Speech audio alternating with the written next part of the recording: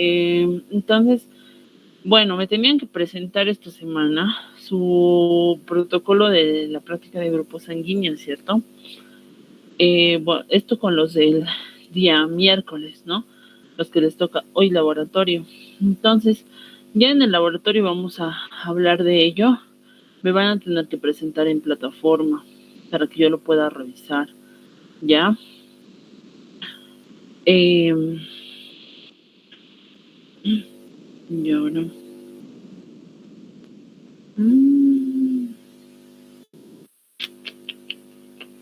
no sé cómo vamos a hacer, che. Qué bacano. Ya. Espérenme un ratito. ¿Dónde está? Fisiología o dónde.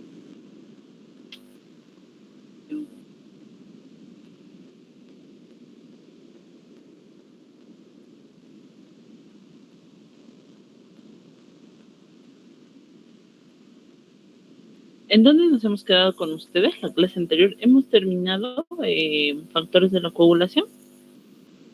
Sí, Doc, íbamos a empezar con corazón y vasos sanguíneos. Ya, gracias, te agradezco mucho.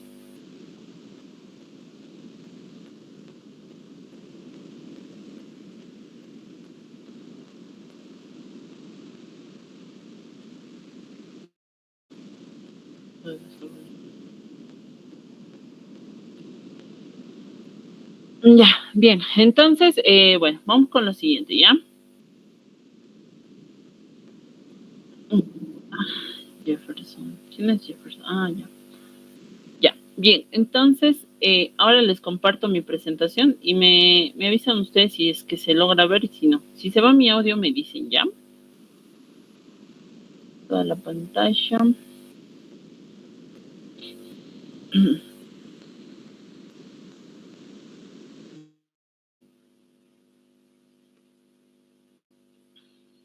Bien, pequeños.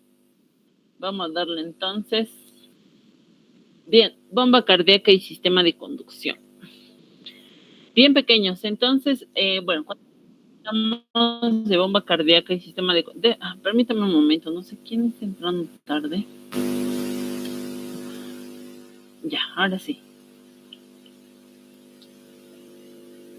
Bien, bomba cardíaca y sistema de conducción. ¿Listo? Bueno, antes de iniciar con esto, ¿dónde estás? Puntero láser. Bueno, acá te voy a recordar ustedes algunos conceptos básicos que seguramente han llevado en anatomía, ¿ya? Esto seguramente en segundo y en primer semestre. Vamos a recordar un poco de ello, ¿listo? Para que no queden huecos, ¿ya? Entonces, bien, vamos a utilizar este GIF que yo les puse acá para ver lo siguiente. Miren, el corazón es una cavidad hueca, ya que tiene 4 cavidades, ¿listo? Vamos a tener acá a las aurículas, aurícula derecha, aurícula izquierda, ventrículo derecho, ventrículo izquierdo, ¿ok? Ahora, esto ya es de escuelita, ¿no es cierto? De colegio, ¿verdad? En la escuela y en el colegio nos han enseñado a nosotros que el lado derecho del corazón lleva todo lo que es la sangre venosa, ¿no? La sangre desoxigenada, ¿ya? Y el lado izquierdo del corazón, todo lo que comprende la sangre oxigenada, o sea, sangre arterial, ¿ya? Para esto, lo que yo quiero que ustedes entiendan en el acápite de hoy día es que los tejidos, los órganos, nunca funcionan de manera autónoma. O sea, con esto me refiero a lo siguiente. Cuando quiero decirles autónomo, no me refiero por ejemplo, a la sístole y diástole que hace la fibra muscular cardíaca, sino me refiero a que, por ejemplo, el corazón trabaja en conjunción con los pulmones. Los pulmones van a ser muy importantes. ¿Para qué? Para el intercambio gaseoso. Seguramente el siguiente semestre, cuando entren a Fisiología 2, van a avanzar ustedes sistema respiratorio y ahí van a entender la importancia del mismo. Gracias a la circulación, por ejemplo, nuestro cuerpo puede estar en homeostasis. Homeostasis es diferente a hemostasia. Hemostasia es ese proceso que hemos visto en la clase anterior, que era el proceso de coagulación, de los factores de la coagulación, la agregación plaquetaria, la vasoconstricción. Ahora, la homeostasis es el mantener ese equilibrio corporal para un adecuado funcionamiento de los órganos internos, ¿ok? Entonces eso tiene que quedar claro. Ahora, esta homeostasis depende depende de un buen intercambio gaseoso. ¿Por qué?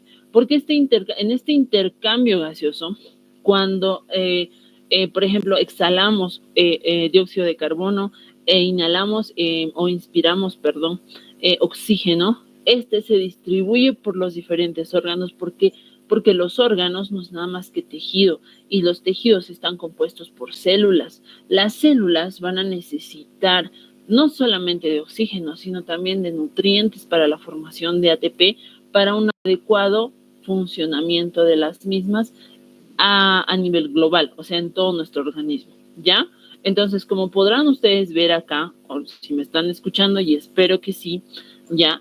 Esto va a ser muy importante, ¿listo? Ahora bien, para entender un poco de la fisiología cardíaca, debemos entender cómo circula la sangre en el corazón, ¿ya? Ahora, este corazón no solamente funciona por la sístole y diástole, sino que también acaba de estar presente mucho el volumen de sangre que se eyecte o que se llene o la presión que ejerzan las paredes ventriculares y auriculares. ¿Listo? Bien, para ello, ¿ya? Vamos a ver lo siguiente, por eso me detuve acá en esta presentación, porque este GIF me gusta bastante, ¿ya? Entonces vamos a ver lo siguiente, mira. La sangre venosa llega a la aurícula derecha por las venas cavas, ya la cava superior y la cava inferior. ¿Listo? Ahora, cuando estas se llenan de sangre venosa, al mismo tiempo la aurícula izquierda se llena de sangre. Miren cómo acá se llena y acá también. ¿Ves? Mira, acá se llena y acá también. ¿Listo? Entonces es el llenado auricular. Esto obviamente lo vamos a desglosar más adelante porque estos manejan presiones y tienen un tiempo de llenado por si acaso, ¿ya? Mira cómo se llena de sangre, hace sístole, se llena de sangre en su diástole y hace sístole, y lo hacen al unísono, lo hacen al mismo tiempo. Ninguna cavidad cardíaca se queda sin volumen sanguíneo, ¿listo? Listo. Cuando las aurículas hacen diástole, ¿no? Se llenan, las paredes a nivel de las aurículas ejercen presión contra el volumen y es cuando inicia la sístole auricular. En esta sístole auricular, miren acá, esta de acá va a ser la válvula tricuspidia y la que está al lado izquierdo va a ser la válvula bicuspidia o también conocida como la válvula mitral. ¿Por qué mitral? Porque, bueno, más o menos, no sé si alguna vez han visto al Papa cuando sale ahí en televisión, ¿no? Su gorrita ahí, ¿no? Entonces, la mitra del Papa, ¿verdad? Se asemeja a... Porque esta válvula bicuspidia o mitral, como dice su nombre, bicuspidia, está conformada solamente por dos valvas, una acá y otra acá. Acá de repente no se ve, pero esta de acá va a ser la válvula tricuspidia, que tiene tres valvas, una acá y otra seguramente acá posterior, ¿ya? Ahora, una vez que se llena de sangre las aurículas, estas ejercen presión contra la pared e inicia la sístole auricular. Recordemos que esa presión que ejerce este volumen de sangre en la pared de las aurículas me va a formar un potencial de acción. ¿Por qué? Porque la pared auricular, ¿por qué está formada? Y esto hemos visto en el hito 2, ¿no es cierto? Está compuesta por células. Y ustedes saben, yo les he explicado varias veces, las células, para generar un potencial de acción, deben tener 3 estímulos. ¿Cuáles serán esos estímulos? Ya, bueno, yo sé que se van a pelear por contestar, entonces para no sentirme solita ahora que estamos pasando clases virtuales, les voy a preguntar, ¿ya? A ver. ¿Cuántas? Le vamos a preguntar a Felicity. Felicity, ¿estás aquí conmigo? Sí, doctora. Felicity, ¿cómo es? ¿Cuáles son los 3 estímulos? Para generar un potencial de acción, la célula necesita pasar de potencial de membrana en reposo a su potencial de umbral. ¿Cuáles son esos 3 estímulos que necesita la célula?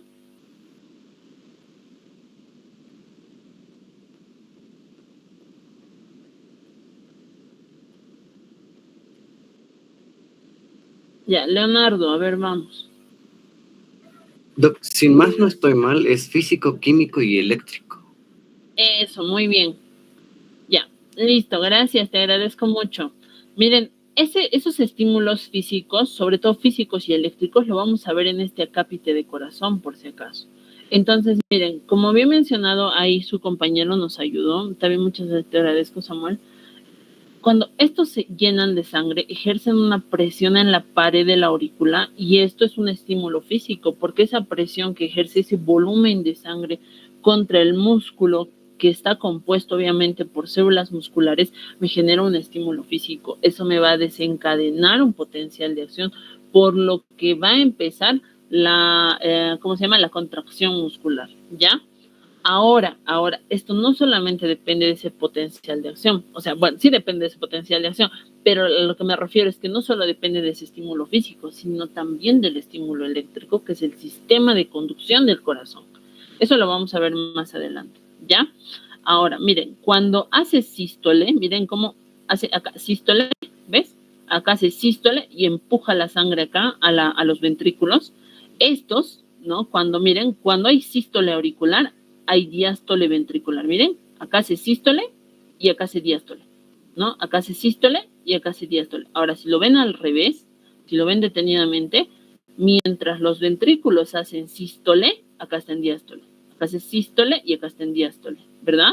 Entonces, miren, cuando la aurícula está en sístole, el ventrículo en ambos lados, tanto izquierdo como derecho, hacen diástole. Ahora, mira, cuando el ventrículo hace sístole, se contrae la pared, la sangre es eyectada ¿hacia dónde? No regresa a las aurículas, sino que esa sangre es eyectada respectivamente. En el lado derecho es eyectada por el tronco pulmonar, que es este de acá. Y en el lado izquierdo es eyectado por la arteria hacia la arteria aorta. Ahora, hay unas válvulas acá que separan al tronco pulmonar del ventrículo derecho y acá hay otra válvula que separa la arteria aorta del ventrículo izquierdo, ya por si acaso. Ahora, mira aquí. Cuando hay sístole ventricular, estas válvulas que se conocen como válvulas sigmoideas o válvulas semilunares, por ejemplo, esta es la válvula sigmoideo semilunar del tronco pulmonar, y la que está por acá atrás es la válvula sigmoidea o semilunar de la arteria aorta, ¿ya? Ahora, mira, cuando hay la sístole ventricular, estas se aperturan y no se abren las válvulas ni tricuspidia ni bicuspidia. Si lo miras con detenimiento te vas a dar cuenta, ¿ya? Ahora bien, ¿esto qué genera? Mira, esta sangre, que es sangre desoxigenada o sangre venosa, va a discurrir por el tronco pulmonar. La pregunta es acá, ¿el tronco pulmonar es una arteria o es una vena? Es una arteria, chicos. Y tú me dirás, pero doctora, ¿que las arterias acaso no llevan sangre arterial? Perdón, sangre oxigenada o sangre arterial, ¿está bien? En este caso, rompe la regla. La única arteria que me lleva sangre desoxigenada es el tronco pulmonar, que es la arteria pulmonar también. O sea, es otro nombre, ¿ya? Ahora, acá también hay otra diferencia. Esta sangre venosa o sangre desoxigenada, como va por las venas, a la arteria pulmonar o el tronco pulmonar, va a llegar ¿a dónde? Hacia los pulmones. En los pulmones, a nivel de los alvéolos, se da el intercambio gaseoso. Y esa sangre que ha intercambiado oxígeno y nutrientes regresa por esos capilares pulmonares a vasos de gran calibre o de mediano calibre y regresan por las venas pulmonares. Y tú me dirás, estas dos de acá, doctora, ¿son venas pulmonares? Sí, sí son venas pulmonares. ¿Y por qué están pintaditas acá en rojo, doctora? Porque llevan sangre arterial, pero son venas. ¿Pero acaso, doctora, las venas no llevan sangre venosa o sangre desoxigenada? Sí, sí, pero en este caso, en el corazón, estos dos vasos, las venas pulmonares y el tronco pulmonar, rompen la regla. Estas venas pulmonares me llevan sangre oxigenada. ¿A dónde? Hacia la aurícula izquierda. De la aurícula izquierda, mira, hace sístole, pasa al ventrículo izquierdo, el ventrículo izquierdo eyecta esa sangre por la arteria aorta. La arteria aorta es un vaso de gran calibre. ¿Por qué? Porque esta arteria aorta se extiende hasta el abdomen. Nosotros tenemos a nivel retroperitoneal la arteria aorta abdominal. Y de la aorta abdominal es que nacen las ramas para los diferentes órganos. Por ejemplo, las mesentéricas para los intestinos gruesos y delgados. Las ramas, por ejemplo, para los riñones, las arterias renales, ¿no? Las arterias que van a irrigar, por ejemplo, al vaso, Entonces, va a ser importante esto de acá. Como yo les dije hace un momento, el corazón es muy importante porque este va a mandar esa sangre oxigenada que va a encargarse de la nutrición, y al encargarse de la nutrición también se encarga de un buen funcionamiento a nivel sistémico, ¿ya? Para esto ahora vamos a aprender cuáles son las funciones del corazón. Esto está en tu libro de Guyton, sin embargo, bueno, he tratado de resumirlo lo más posible para que sea entendible para ustedes y sea fácil de comprender. ¿Listo? Hablaremos de las funciones. Son 5 funciones que tiene el corazón. ¿Cuáles son? Tenemos al cronotropismo, al batmotropismo, al dromotropismo, al inotropismo y al lucitropismo. Esto de acá, por si acaso, probable pregunta de evaluación. Cronotropismo. ¿Qué hace el cronotropismo? El cronotropismo, te dice la teoría, es la propiedad que tiene el corazón que se basa en la capacidad que tienen algunas de sus células. ¿Para qué? Para generar potencial de acción de forma rítmica, ¿ya? Batmotropismo. ¿Qué es el batmotropismo? El batmotropismo se encarga de la excitabilidad cardíaca, de la permeabilidad al calcio, ¿ya? Y sabemos nosotros que el calcio va a ser muy importante para prolongar el periodo de meseta de los potenciales de acción a nivel del miocardio. Por otro lado, tenemos al dromotropismo. El dromotropismo se encarga del sistema de conducción, ya el sistema de conducción del corazón o su cableado eléctrico, si tú quieres. El inotropismo, capacidad contráctil del corazón, y su contrario, su antagonista, es el lucitropismo. ¿Qué hace el lucitropismo? Se encarga de la relajación de la fibra muscular. Esto, por favor, no olvidar para su evaluación, ¿ya? Si vemos nosotros un poco y recordamos un poco de la parte histológica de la fibra muscular, tendríamos que hablar de lo siguiente. Mira, primero acá vamos a tener, ¿cómo se llama? Una fibra muscular, ¿no? Vamos a tener a los fascículos como tal y a las fibras musculares o las miofibrillas. Estas van a ser las miofibrillas. Estas miofibrillas van a estar recubiertas por una capa que se conoce como el sarcolema, ¿ya? Por dentro vamos a tener al sarcoplasma. El sarcoplasma es como si fuera el citoplasma de la célula. Y como toda célula debe tener organelos. Acá vamos a tener algunos sacos que se conocen como los retículos sarcoplásmicos, ¿listo? Estos van a ser los retículos sarcoplásmicos. Estos que están en azul van a ser los túbulos T, ¿no? O cisternas terminales, túbulos transversos también se llaman, ¿ya?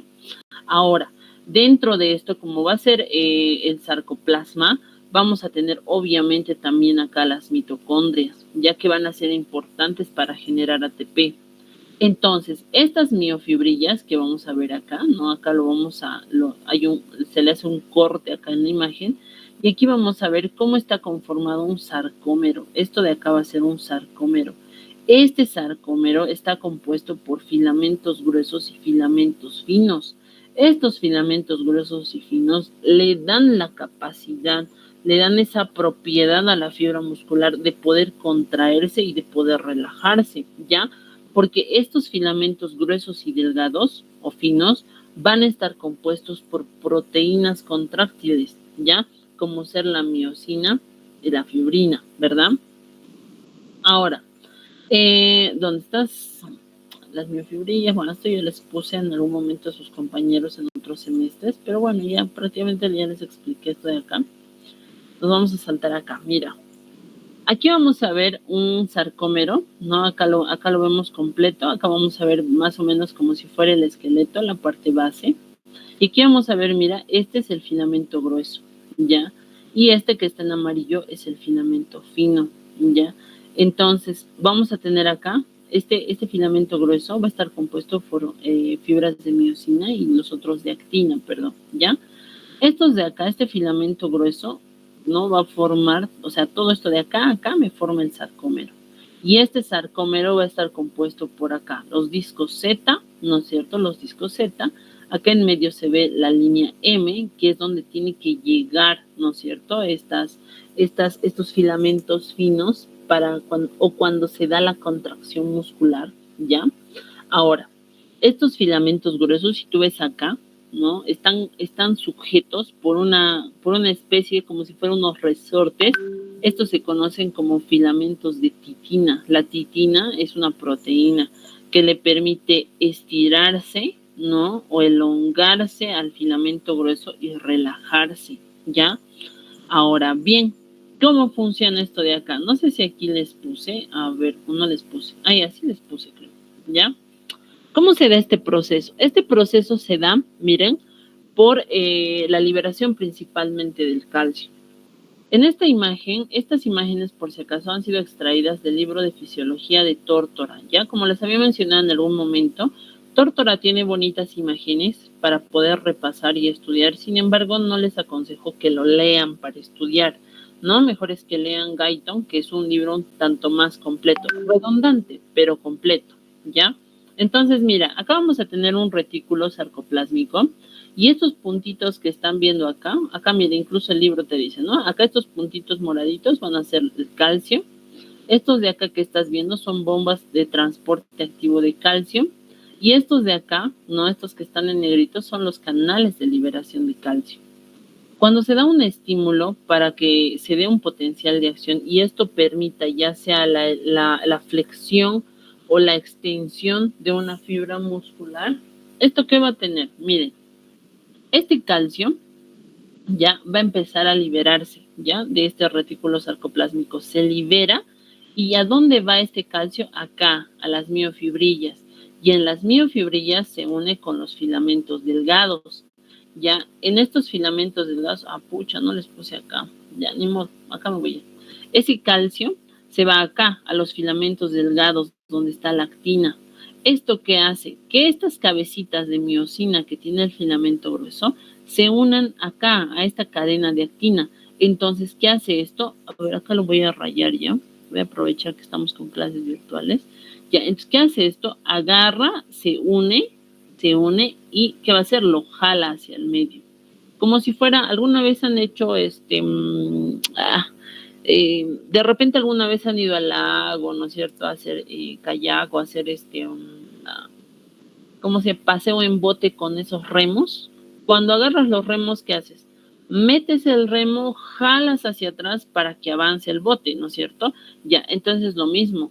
Esta miosina se une con el filamento de actina, esta se elonga para este lado y ¿qué hace? Jala este filamento hacia el medio. La idea es que estos filamentos de un lado y del otro lleguen aquí a la línea M, ya, a la línea M. Esto se da cuando el músculo está haciendo una acción de contracción muscular. Entonces, ¿quién le colabora en ello? Lo hacen estos filamentos, porque las cabecitas de miosina, que son estas de acá, se unen con la actina y lo jalan hacia el medio.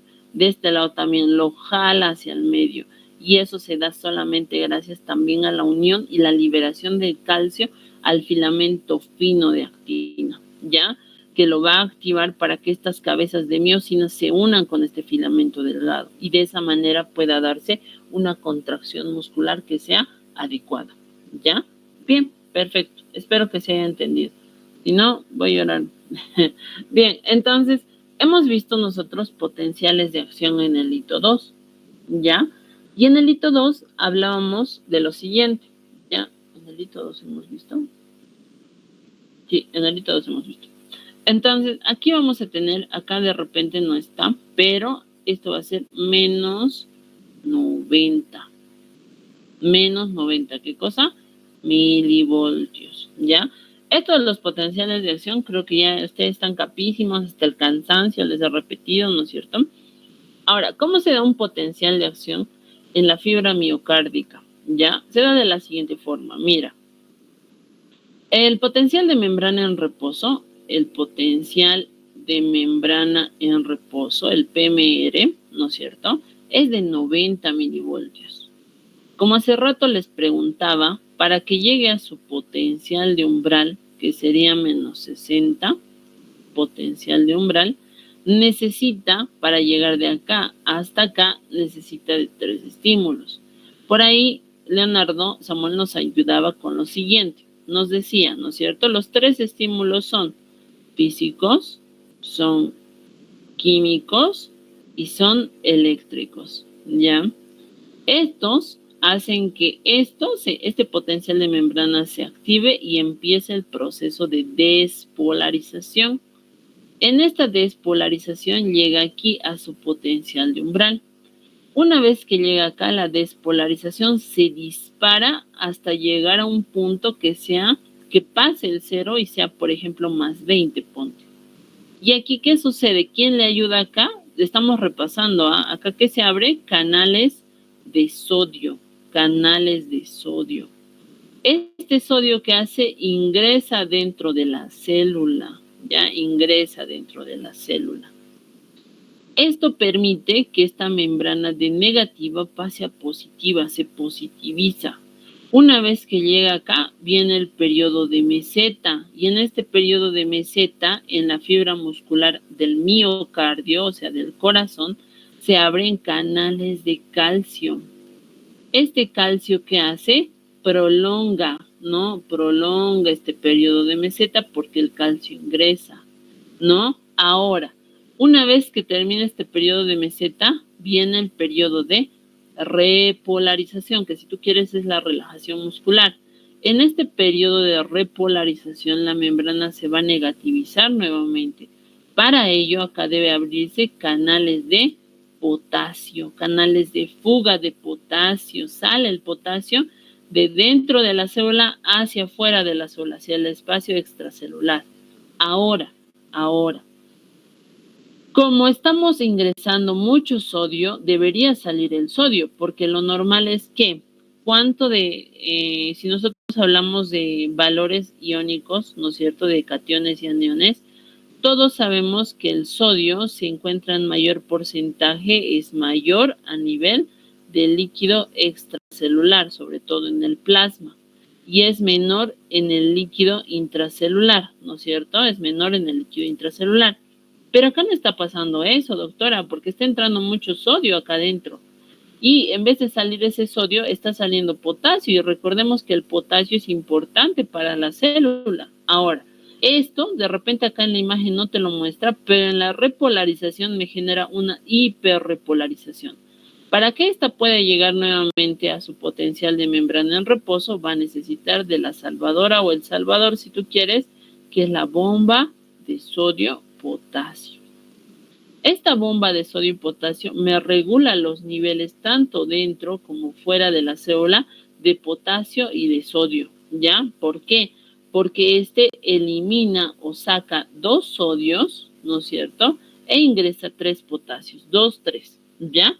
Ahora, esto me genera otra vez un potencial de membrana en reposo. Pero este potencial de membrana en reposo va a ser estimulado nuevamente y va a generarse lo mismo. Esto se va a repetir miles y miles de veces. ¿Por qué? El corazón nunca deja de funcionar hasta que nosotros fallecemos o, bueno, dejamos de existir, ¿no es cierto? Listo, para recordar un poco. Ahora, ¿cómo funciona el ciclo cardíaco del corazón? Esta imagen está en tu texto de Guyton y esta imagen prácticamente me resume todo lo que debería yo saber, ¿ya? Ahora bien, mira aquí, vamos a ver por acá, esta va a ser una columna isovolumétrica, esta va a ser el periodo de eyección, la relajación isovolumétrica. Iso quiere decir de toda la fibra miocardíaca o muscular del corazón. Este va a ser el flujo de entrada rápido, la diástasis, la sístole auricular, ¿ya? Ahora, hacia horizontal vamos a ver diferentes curvas.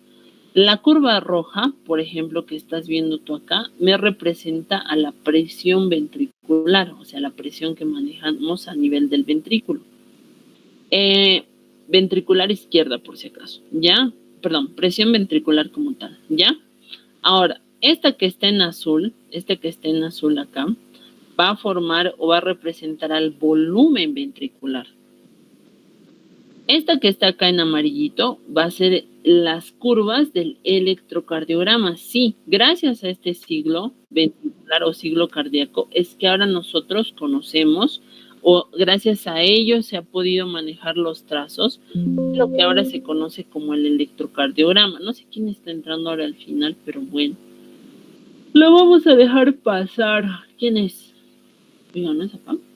Pensé que acá querían entrar. Ah, debe ser mi WhatsApp. Ya, ni modo. Ya, entonces te dice acá, ¿no? Te estoy explicando. Ahora, esto de acá, mira, lo que está acá en punteado, ¿dónde estás? Puntero láser. Ya, lo que está acá punteado, pluma mejor, pluma. Ya es la presión aórtica y lo que está acá punteado acá es la presión de la aurícula. Ya, presión auricular. La presión ventricular está con línea roja, la azul era el volumen ventricular, lo que está acá abajo representan las ondas del electrocardiograma, ya que solo vamos a ver la siguiente. Ahora bien, miren acá, durante la sístole auricular, hace rato al inicio de la clase les mostraba con un GIF, la sístole auricular, ¿cuánto dura? Dura 0,1 segundos. Las aurículas, te dice, se contraen en ese momento y los ventrículos, que les he dicho, mientras las aurículas hacen sístole, los ventrículos están en diástole, porque si no, ¿a dónde se cargaría esa sangre que está siendo eyectada por las aurículas? En los ventrículos. Los ventrículos, tanto derecho como izquierdo, están en un periodo de diástole, ¿ya? Ahora, ¿cuánto tiempo demora la sístole auricular? Eso es probable pregunta de evaluación. Dura de 0,1 segundos, doctora. Ya, presión auricular. ¿Qué es lo que estamos viendo acá? Miren, cierre de la válvula auriculoventricular. ¿Cuáles son las válvulas auriculoventriculares? Eran dos las válvulas auriculoventriculares. ¿Cuáles eran?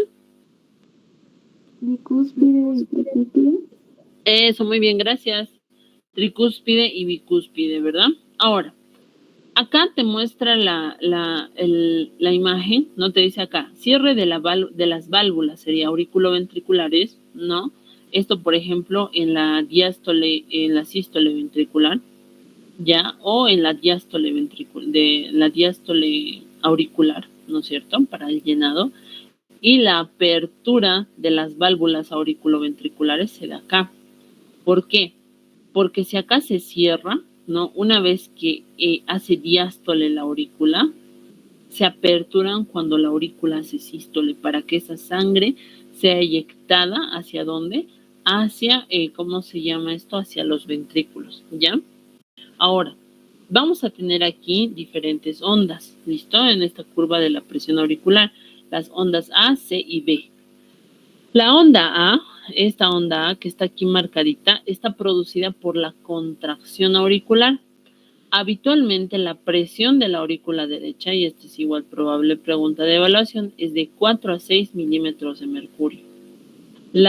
Durante la contracción de la aurícula y la presión auricular izquierda aumenta, lo hace aproximadamente hacia 7 a 8 milímetros de mercurio. Esa es la presión, ¿ya? Te dice entonces, durante la contracción auricular y la presión auricular izquierda, esta aumenta a 7 a 8 milímetros de mercurio, ¿ya? Bien. La onda C, la que le continúa. Esto lo voy a borrar yo. Era que no lo raye. Y con el puntero no va para el otro. Vamos a perder tiempo. Puntero láser. Ya. La onda C, esta onda C, ¿qué produce? Se produce cuando los ventrículos comienzan a contraerse. Cuando los ventrículos comienzan a contraerse, aparecen las ondas C. Bien, la onda de tipo B. Esta onda de tipo B se produce hacia el final de la contracción ventricular. ¿A qué se debe? Al flujo lento de la sangre. ¿Hacia dónde? Hacia las aurículas desde las venas. Otra vez, la onda B se produce hacia el final de la contracción ventricular. Este se debe al flujo lento de sangre hacia las aurículas desde las venas, mientras las válvulas auriculoventriculares, o sea, bicuspidia y tricuspidia, se encuentran cerradas durante la contracción ventricular. Esto está clarísimo, ¿ya? Está facilito también.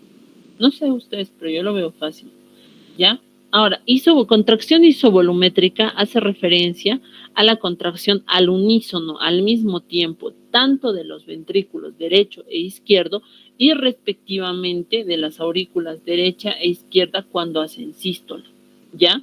El periodo de eyección se va a dar, por ejemplo, cuando el ventrículo izquierdo se contrae, esa sangre, ese volumen sanguíneo del ventrículo izquierdo es eyectado hacia la arteria aorta, ¿ya? Esa eyección, ¿no es cierto?, hacia la arteria aorta, bueno, es lo que acá te lo está marcando. Ahora, ¿y el ventrículo derecho, doctora? ¿Hacia dónde eyecta la sangre? Lo hace hacia el tronco pulmonar o arteria pulmonar. Y esa sangre del tronco o la arteria pulmonar, ¿a dónde va? Va hacia los pulmones. ¿Para qué? Para el intercambio gaseoso respectivo. ¿Y la sangre aórtica a dónde va? Como es sangre arterial con oxígeno, va a nutrir a todas las células o todos los tejidos de nuestro organismo, ¿ya? Ahora, igual, la relajación volumétrica. Esto podremos hablar de la contracción y esto de la diástole, o sístole y diástole. Hace referencia. Esto, contracción isovolumétrica, es sístole tanto ventricular como auricular. Eyección de la sangre en la sístole ventricular o auricular, sobre todo en la ventricular, hacia el tronco pulmonar y hacia la arteria aorta. En la relajación isovolumétrica, tanto de las aurículas como de los ventrículos, en la relajación se da el llenado, ¿no? El volumen de la sangre empieza a llenar las cavidades, ¿ya? Bien, ahora, hablemos de los volúmenes. Volumen, vamos a tener volumen telediastólico, telesistólico y volumen sistólico. ¿Qué es el volumen telediastólico? Este de acá. ¿Qué es el volumen telediastólico? Durante la diástole, ¿no? Mira acá, por ejemplo, se está llenando, mira, se llena de sangre, eso es volumen telediastólico. Es el llenado normal tanto de las de las aurículas, como de los ventrículos. Mira cómo se llena acá. Mira acá, está haciendo diástole, ¿no es cierto? Entonces, el volumen telediastólico es el llenado normal de los ventrículos, aumentando así el volumen de cada uno de ellos, de cada ventrículo, hasta aproximadamente de 110 a 120 ml. De 110 a 120 ml. Ese es el volumen ventricular. Ahora, el volumen sistólico. Ya el volumen sistólico. Cuando termina la diástole ventricular, esta pared de los ventrículos empieza la sístole. Y en la sístole se da la eyección. En esta eyección se va a eyectar, valga la redundancia, un volumen sanguíneo. Ese volumen sanguíneo que se eyecta es conocido como el volumen sistólico. ¿Cuánto es el volumen sistólico? Es de 70 ml, lo que se denomina, volumen sistólico, ¿ya? Ahora, el volumen restante que queda en cada uno de los ventrículos se denomina volumen telesistólico. ¿Por qué telesistólico? Porque es posterior a la sístole, o sea, es el residuo, es como el volumen residual. ¿Cuánto es ese volumen residual que queda acá en los ventrículos? Acá es de 40 a 50 ml, te vas a acordar. ¿Cuánto es el volumen telediastólico? De 110 a 120 ml. ¿Qué es el volumen telediastólico? Es el llenado normal del ventrículo, en donde vamos a poder observar y apreciar el volumen total que van a cargar esos ventrículos. Volumen sistólico como tal, es el volumen de sangre eyectado tanto al tronco pulmonar como a la arteria aorta. ¿Cuánto es? 70 ml. El volumen telesistólico es el volumen residual, lo que queda en los ventrículos. Porque mira, vas a ver acá cuando se eyecta, mira, acá queda un residuo, ¿ves? Mira, se va a eyectar, acá queda un residuo, ¿ves? Ese es el volumen telesistólico. ¿Cuánto es el volumen telesistólico por ventrículo? De 40 a 50 ml, por si acaso, ¿ya? Uy, el tiempo pasa volando. Ahora, la fracción del volumen telediastólico que es propulsada se denomina la fracción de eyección, que habitualmente es igual aproximadamente al 60% de la sangre, ¿no es cierto? O sea, es la cantidad igual de sangre eyectada, ¿ya? Ahora, cuando el corazón se contrae con fuerza, el volumen telesistólico, que es este volumen acá, puede disminuir incluso hasta un valor de 10 a 20 ml. Esto va a depender mucho de Cuando, por ejemplo, el corazón quiere satisfacer la demanda del cuerpo por circulación, ya sea, por ejemplo, en procesos como la aterosclerosis o como una obstrucción por algún trombo, ¿no? O, por ejemplo, cuando hay una hipotensión, ¿no? O cuando está, por ejemplo, el tejido en periodo de hipoxia, ¿qué hace el corazón? Va a tratar de compensar ese déficit de nutrientes a los tejidos, haciendo que aumentando el gasto cardíaco, aumentando la frecuencia cardíaca. Y aquí tienen que entender algo. No es lo mismo frecuencia cardíaca que gasto cardíaco. La frecuencia cardíaca, y esto se van a notar bien porque esto es bien preguntable, la frecuencia cardíaca es la cantidad de veces que late este corazón por minuto. Esa es la frecuencia cardíaca. El gasto cardíaco es el volumen que eyecta los ventrículos hacia la circulación por minuto. Cuando hablamos de frecuencia, hablamos de la cantidad de latidos por minuto, o sea, de sístoles y diástoles en un minuto. Cuando hablamos de gasto cardíaco, hablamos de volumen. Eso no se les tiene que olvidar. Ahora, aquí te está diciendo, cuando al corazón le cuesta trabajo o tiene que satisfacer demandas altas de circulación, este volumen telesistólico, que era de 40 a 50, puede llegar a disminuir de 10 a 20 ml. Ahora, te dice, ¿no es cierto? Ahora, cuando fluyen grandes cantidades de sangre hacia los ventrículos durante una diástole, el volumen telediastólico a nivel ventricular puede rebasar estos 110 a 100 ml, 120 ml, llegando a ser de 150 a 180 ml en el corazón sano. ¿Ya? Eso por favor se van a acordar. Bien, hablemos del sistema de conducción. Antes de pasar aquí al sistema de conducción, quiero hablarles del siguiente.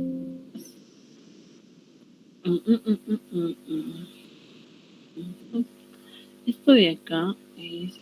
Bueno, ¿dónde estás? ¿Dónde estás? Oye, pues carga. ¿Qué ha pasado? No quiere cargar esto de aquí. Ya. Bueno, esto no sé si lo menciona. Creo que sí lo menciona en tu libro de Guyton. Sin embargo, yo he extraído estas imágenes de otro texto, ¿ya? Guyton, tú sabes, no tiene estas imágenes, no es más letra, Guyton. Siempre es bueno de repente estudiar con algunos dibujitos, algunos esquemitas para poder entender mejor el tema. Pero ojo que ustedes tienen que leer su texto, ¿ya? Bien, entonces para apresurar un poco el paso, miren acá.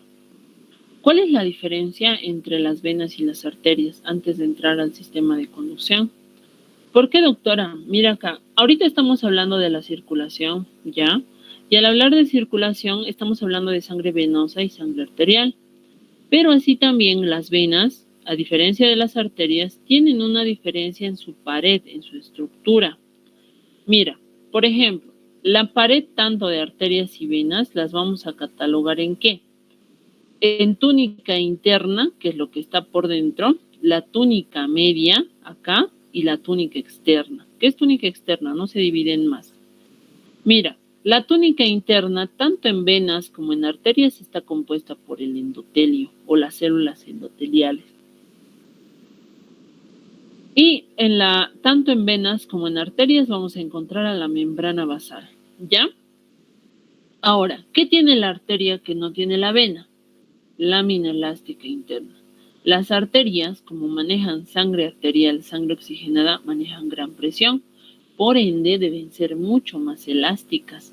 Es así que nuestro cuerpo ha sido tan sabio que la pared de la arteria tiene lámina elástica interna, lo que le permite su amplitud, ¿ya?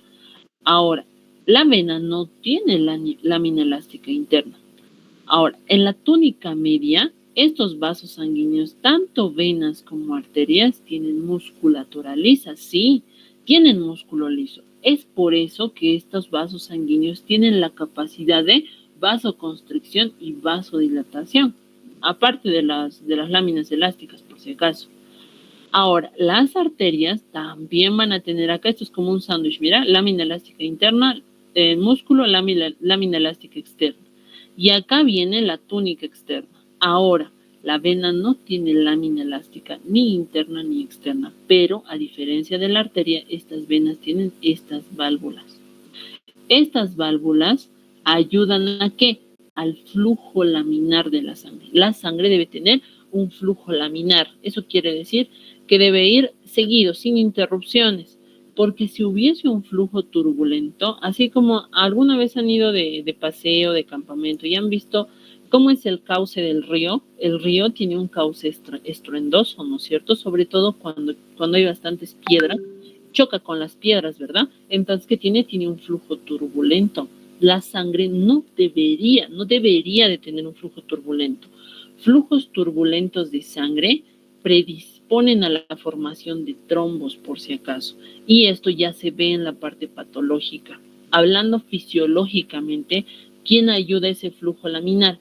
Primero, ¿no? Está la estructura de la pared arterial y también la estructura de la pared de las venas, ¿ya? Y obviamente aquí entra pues los estilos de vida, pero si ya hablamos, por ejemplo, de la aterosclerosis y demás, ya nos estaríamos entrando a la parte patológica. Y claro que es bonito de ver, me gustaría verlo con ustedes en algún momento, pero lastimosamente ustedes saben, nuestro tiempo en clases es 1 hora y media, así que el tiempo apremia, así que hay que avanzar, así que como dicen por ahí, vamos a darle, ¿no es cierto? Entonces, bien, ¿ya? Túnica interna o íntima también se llama, ¿listo? Bien. ¿Y qué pasó aquí? A ver, algo más. Esto yo llevo con sus compañeritos de bioquímica, porque ellos también les doy anatomía y fisiología. Doy anatomía y fisio 1 y todos este semestre. Entonces, esto, estimados, ¿ya? Bien, algo que no he visto, sí he visto, pero lo menciona muy por encimita, es esto de las presiones, ¿ya? Vamos a usar esto de acá. La sangre no solamente maneja presiones a nivel del corazón, también hay presiones a nivel de los vasos sanguíneos, ¿listo? Miren, vamos a tener nosotros vasos de gran calibre, de mediano y de pequeño calibre. Dentro de los vasos de pequeño calibre tenemos a los capilares sanguíneos. Los capilares sanguíneos, a diferencia de los demás vasos sanguíneos, no sé si está por acá. A ver, acá está, mira. ¿Cuál es la diferencia, por ejemplo, entre arteriolas o la arteria aorta, que son arterias de gran calibre, son arterias grandes? Es la pared. Hemos dicho que la pared del vaso tiene túnica interna, túnica media y túnica externa. ¿Por qué en los capilares, por lo general, se da el intercambio gaseoso y se da el intercambio de nutrientes? Es por la estructura de la pared del vaso. Por ejemplo, los capilares solamente tienen en su pared endotelio y membrana basal y tienen solamente túnica interna, no tienen ni túnica media, tampoco tienen túnica externa. Por eso es que los capilares tienen esa facilidad para el intercambio gaseoso y además tienen también la facilidad para el intercambio de nutrientes, ¿ya? Van a disculpar, siempre que estoy en clases todo mundo me requiere, ahí sí me escriben hasta por gusto, pero cuando no estoy en clases nadie ni siquiera me dan la hora. Ya, ahora sí. No sé por qué, chicos, ¿ya? Entonces, eso, ¿listo? Ahora, estos vasos sanguíneos manejan presiones, ¿ya? Y esto es bien importante. Acá está este dibujito, me estoy saltando. Ahora acá. Ya, muy puntual les estoy explicando. Vamos a tener dos tipos de presiones, ¿ya? Pluma. Vamos a tener la presión oncótica sanguínea y la presión hidrostática, la PHS, ¿ya? Ahora, esta presión oncótica y la presión hidrostática se diferencia de la siguiente manera. Te explico. Vamos a asumir que la presión oncótica es egoísta. ¿Por qué es egoísta? Miren la flecha. Porque jala el volumen o el líquido o el plasma, si tú quieres, dentro del vaso sanguíneo. ¿Y la presión hidrostática qué hace? La presión hidrostática es como esa persona daditativa, todo da, ¿no es cierto? Pero dadivosa, ¿no es cierto? ¿Por qué? Vamos a hacer esa analogía. Porque la presión hidrostática empuja hacia afuera, ¿no? Empuja hacia afuera el volumen. Entonces, ¿qué hace la presión oncótica? Jala volumen. ¿Qué hace la presión hidrostática? Empuja el volumen, lo repele hacia afuera. ¿Listo? Ahora, esta presión oncótica se va a dividir en dos. Presión oncótica sanguínea y presión oncótica del líquido intersticial, la poli. ¿Ya? Te vas a acordar de la policía, la poli. Ahora, la presión hidrostática vamos a tener de dos tipos. Presión hidrostática sanguínea y presión hidrostática del líquido intersticial. ¿Ya? que es la PHLI, ¿no? Presión hidrostática del líquido intersticial. Ahora bien, este juego de presiones hace que el volumen a nivel de los vasos sanguíneos sea el adecuado, sea el correcto. ¿A través de quién? De la presión neta de filtración. ¿Ya? ¿Por qué? Mira, esta sangre que discurre por acá, la sangre que hemos dicho que lleva oxígeno, lleva nutrientes, ¿ya? Ahora, cuando esta sangre llega a su célula diana, vamos a poner que esta es su célula diana, acá lo vamos a dibujar un redondo. Doctor, es un cuadrado, así es mi célula, ya te estoy explicando cómo lo estoy dando todo aquí para que me entiendan.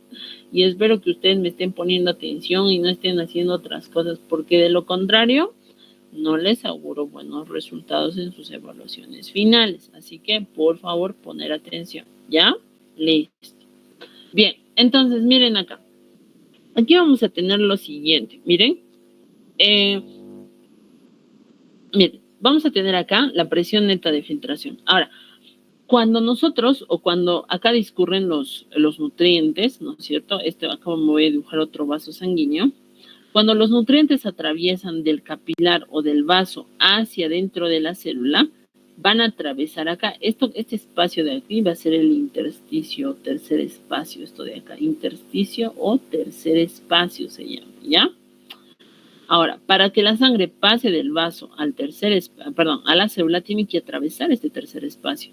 Ese oxígeno, esa glucosa, esos aminoácidos para la formación de proteínas no van a pasar solos, sino van a atravesar con parte del plasma. Y ese plasma, ¿qué es? Está compuesto por agua. Y esa agua no puede acumularse acá, sino me generaría edema. Edema es la acumulación de líquido en el tercer espacio. Este líquido que va a salir acá al tercer espacio debe filtrarse nuevamente hacia los vasos sanguíneos. Para ello, ¿qué utilizan? La presión neta de filtración, ¿listo? Porque esta presión neta de filtración hace que este líquido excedente regrese a los vasos sanguíneos mediante también los capilares linfáticos, ¿listo? Los capilares linfáticos son como los vasos de drenaje. Ahora, esta presión neta de filtración va de la siguiente manera. Cuando es a nivel capilar, a nivel arterial, ¿no es cierto? Nosotros podemos filtrar, la filtración neta en el extremo capilar puede ser hasta de 20 litros por día, pero doctor, ¿eso es harto? Claro, pero así como se filtra, se reabsorbe. Mira acá, esta presión neta de filtración hace que a nivel de las vénulas, ¿no? Estas, ¿no? De los capilares venosos, si van el término, se reingresen a los vasos sanguíneos, sin contar acá que todavía los capilares linfáticos también van a filtrar ese excedente. ¿Cuánto se va a filtrar o va a regresar al vaso sanguíneo? Son 17 litros por día, ¿ya? Entonces, esto de aquí es importante. Ahora, mira acá, estas formulitas no está en tu libro de Gaito, es extraído del libro de Fisiología de Tórtora. Pero la presión neta de filtración, ¿cuál es su fórmula? La presión hidrostática más la presión del líquido intersticial menos la presión oncótica del capilar sanguíneo más la presión hidrostática del líquido intersticial. En el extremo arterial,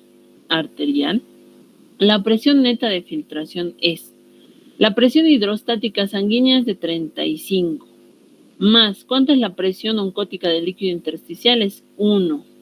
¿Cuánto es la presión oncótica sanguínea? Es 26 milímetros de mercurio. ¿Y cuánto es la PHLI?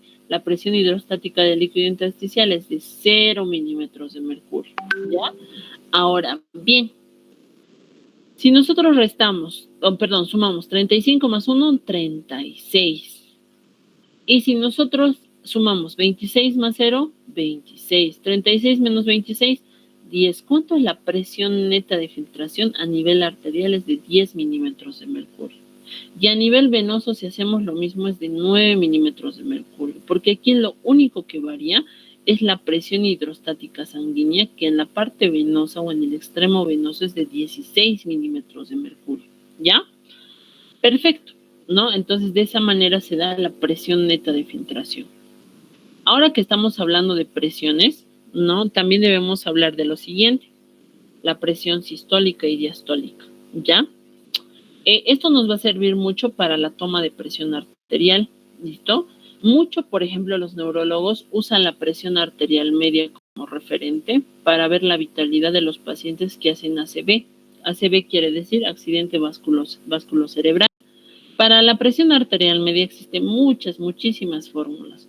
Una de ellas, ¿no? Y para mí la más fácil de usar es esta de acá, que es la presión sistólica menos la presión diastólica sobre 3. Primero, por matemáticas tienen que hacer esto, eso es obvio, esto es básico. Recién se suma con la presión diastólica, ¿ya? La presión arterial media normal está entre 90 milímetros de mercurio aproximadamente, ¿listo? Ahora, aquí no sé si acá les he puesto esa vez a sus compañeros, pero aquí lo voy a, de repente está, aquí está. Esto, chicos, no está en su libro de Guyton, no lo he visto, ¿ya? Pero esta es la nueva clasificación de la AJA. ¿Qué es la AJA? La Asociación Americana de Cardiología, ¿ya? La Asociación Americana de Cardiología ha sacado esta, ¿cómo se llama? Clasificación de la presión arterial o de la hipertensión. La AJA ahora dice que la presión normal sistólica es de menos 120 milímetros de mercurio y la diastólica es de menos 80 milímetros de mercurio. ¿Ya? Eso por favor no se van a olvidar. Cuando la presión está elevada, cuando la sistólica está de 120 a 129 y la diastólica está menos de 80 milímetros de mercurio. Cuando ya hablamos de una presión elevada, o una presión, perdón, no elevada, una hipertensión, o sea, una hipertensión grado 1 y grado 2 o presión alta, la presión alta se divide en grado 1 y en grado 2. La de grado 1 es cuando la sistólica está de 130 a 139, la diastólica está de 80 a 89, y la de grado 2 es cuando la sistólica está mayor o igual a 140 y la diastólica está mayor o igual a 90 milímetros de mercurio. Cuando ya es una crisis hipertensiva y puede poner en riesgo la vida de este paciente y necesita sí o sí ser internado en el hospital, cuando la presión sistólica es mayor a 180 y la diastólica es mayor a 120.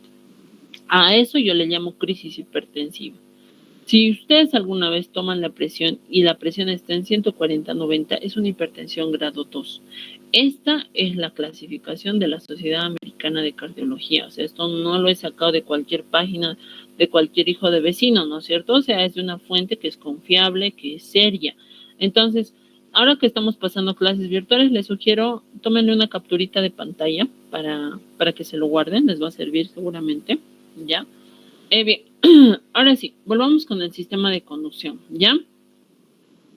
¿Ontas? Acá estás. Bueno, habiendo explicado y habiendo hecho esa pausa y habiendo explicado lo anterior, vamos a volver con corazón, porque acá les voy a mostrar el sistema de conducción. Mira, este GIF me gusta mucho, por eso lo puse acá para resumir un poco el tema, porque mira, ¿dónde se estimula el corazón? ¿Dónde empieza este sistema de conducción? Empieza en la aurícula derecha. En la aurícula derecha está el conocido marcapasos del corazón, que es el nodo sinoauricular, ¿ya? Este nodo sinoauricular se extiende hacia el ventrículo izquierdo, por eso es que la contracción auricular derecha e izquierda es al mismo tiempo, es al unísono. Ahora, el segundo al mando, ¿no?, del nodo sinoauricular o auriculoventricular, perdón, del nodo sinusal, es el nodo auriculoventricular. Este es el nodo sinusal, ¿ya? Es el nodo auriculoventricular, que tiene una capacidad o una velocidad mucho más lenta. O sea, no podría nunca sustituir al nodo sinusal, ¿ya? ¿Por qué? Porque el nodo sinusal tiene una velocidad, tiene una frecuencia de conducción que es mucho más rápida, que es adecuada, es idónea para el corazón. Sin embargo, el auriculoventricular es mucho más lento. Por ende, si bien es cierto, va a tratar de compensar, pero no lo va a lograr. Es por eso que personas, por ejemplo, con insuficiencia cardíaca o con patologías cardíacas, o algunas personas que necesitan, ¿no?, la implementación de un marcapaso artificial, se les implementa o se les pone ahí en un procedimiento quirúrgico, ¿ya? Entonces, bueno, vamos a ir avanzando con esto porque si no me voy a comer todo el tema en esa imagen. Y bueno, acá yo les había puesto como un breve resumen, ¿ya? Pero bueno, esto ustedes lo van a leer oportunamente y yo les voy a explicar, porque imagínense que yo me ponga aquí a leer, ya no tendría sentido, ¿no es cierto? Entonces ya aquí mejor les explico, ¿ya? Miren, hemos dicho todo empieza del nodo sinoauricular, que está en la aurícula derecha, por si acaso. Este se prolonga o se proyecta a la aurícula izquierda y va al nodo auriculoventricular, que también está en la aurícula derecha. Este nodo auriculoventricular se proyecta en los ramos auriculoventriculares, que se conoce acá como el haz de His. Este haz de His va por el tabique interventricular y este haz de His se divide en una rama izquierda y una rama derecha, ¿ya? Este haz de His en su rama de izquierda y en su rama derecha se prolonga hacia el ápex del corazón o hacia la punta